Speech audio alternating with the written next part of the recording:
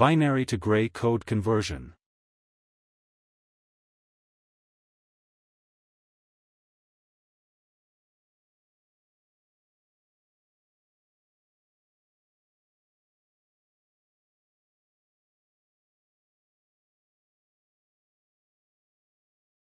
Example.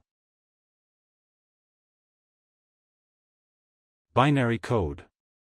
Now this code convert to gray code.